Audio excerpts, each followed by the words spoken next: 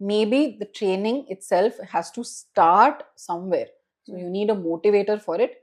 Food is one of the largest motivators. Yeah. And if you know how to phase out that and make your affection, make your commands itself, or whatever the activity is the primary reward, you don't need the food eventually in that process.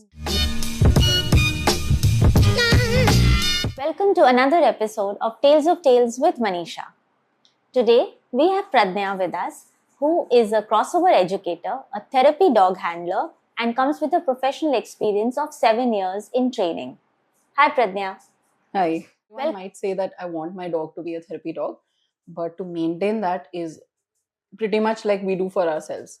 The cup cannot be full, cannot be overflowing. तो हम क्या करते हैं, suppose कल मुझे एक therapy thing है, like event है, क्लास है, whatever it is. First I need to know approximately how often my dog is working. Okay. And based on that, let's say that it's a once a week gig, you need more of de-stress, obviously. But what we do is, before the event, you need enough amount of exercise, not too much, but enough amount of exercise that they're able to calm down in the session. And then after that, you need to literally let them nap it out or relax, because there's so much that has happened in that session. You've taken on so many emotions. But उसके बाद normally हम recommend करते हैं कि कुछ तो करे where they have no rules. Okay. जैसे कि go into nature and let them sniff freely.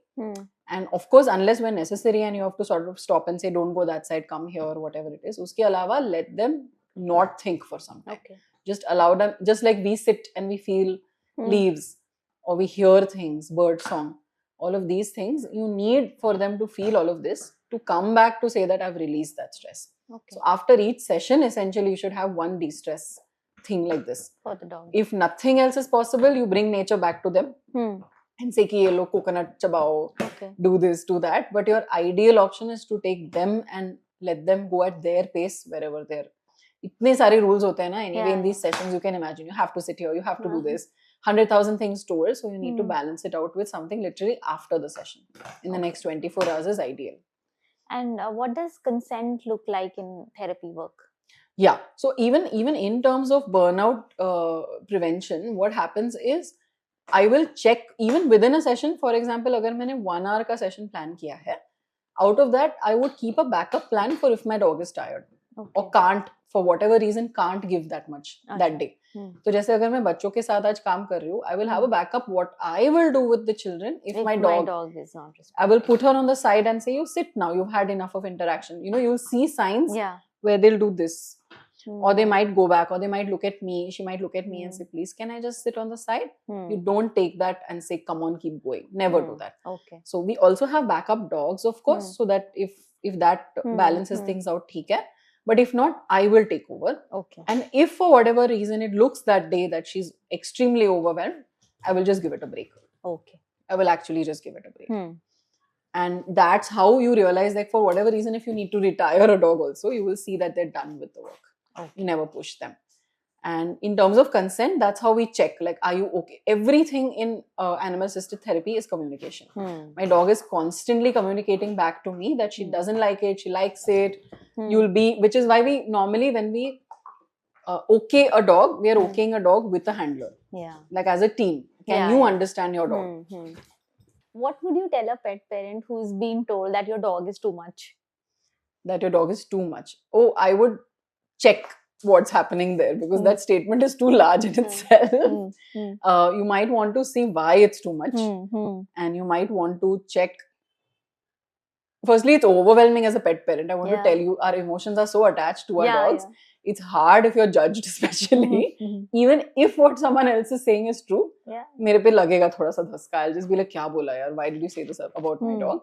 So I might want to ask what exactly happened, or you know what the layers are, let's call it, in that statement. Okay. If someone says too much.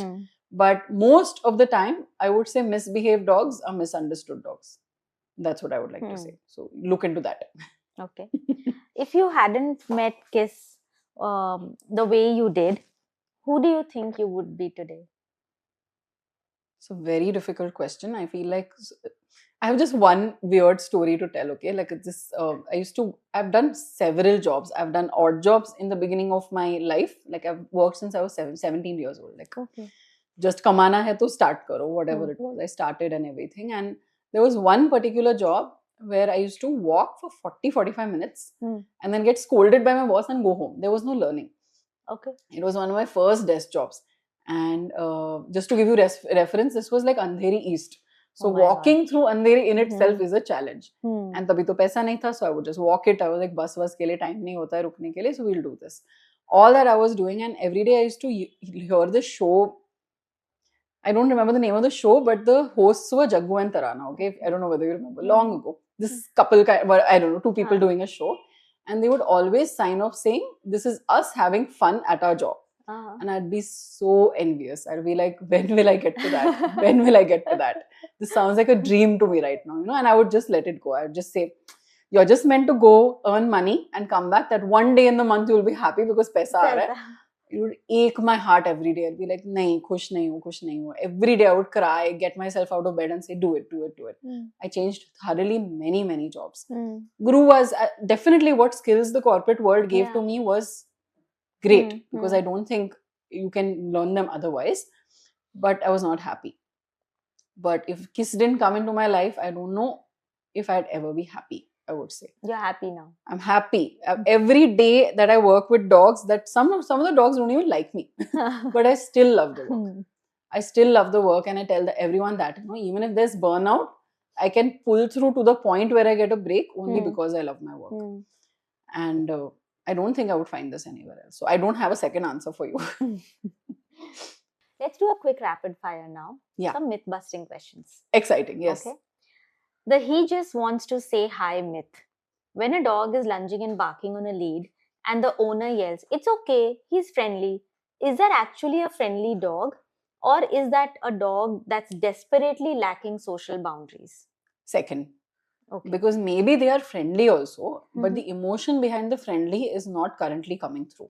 Okay. And what they might be in the minute is very likely overwhelmed.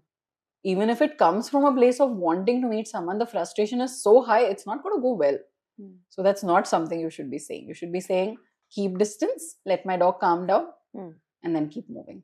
Okay. So, myth. Okay. The breed is everything myth. Is it true that golden retrievers are born trained and huskies are impossible to lead? How much of a dog's behavior is actually hardwired in their DNA versus how much is just the environment we create? Here I would say 50-50. Okay. So 50% actually could come from the genetics as to predictability. Like you at least know what your dog is capable of, what they like, what they don't like. That comes from the genetics. Whether they are people pleasing or not. What that means is, do I like taking instructions or do I not?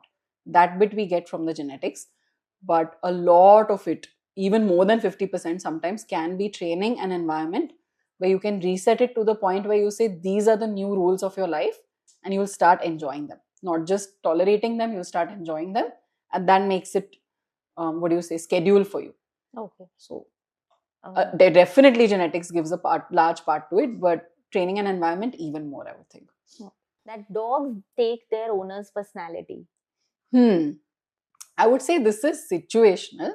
A lot of the time, if you are extremely, maybe you're reacting to something and then showing your dog that sort of they have to follow suit. It may not be on purpose.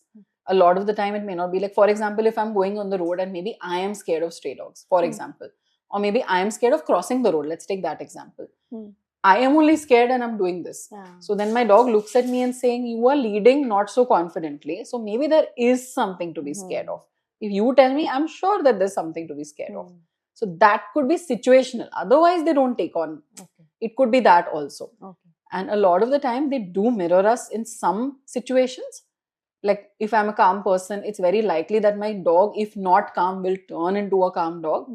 So it very much is possible, but it's not 100%, no question. Okay. They have their own personalities. Okay. The food motivation myth. I hear people say, I don't want to use treats because I don't want to bribe my dog. Is using food actually bribery, or we are just failing to understand how positive reinforcement actually works? Correct. Absolutely. So I would say it's a myth that you cannot use food if you want to. Like if it's not about bribing. Maybe the training itself has to start somewhere. So you need a motivator for it. Food is one of the largest motivators. Yeah. And if you know how to phase out that and make your affection, make your commands itself, or whatever the activity is, the primary reward, you don't need the food eventually in that process. You have to just trust the process, and you can't keep doing this to your dog once they are fully trained. What you need to say is, you understand what I'm saying. I'm saying this. Will you do it? You don't need the treat eventually. You have to just trust the process. So, no, you can use, as far as a dog is not, I would say, food aggressive or insecure about their food, you can and you must use food in training if it's available. There's no problem at all. Great. Thank you, Pradnya. I learned a lot today. Thank you. About how to manage your own dog, or how to prepare yourself before you get a dog at home. Thank you for sharing everything with us. This was very lovely. Thank you for having me.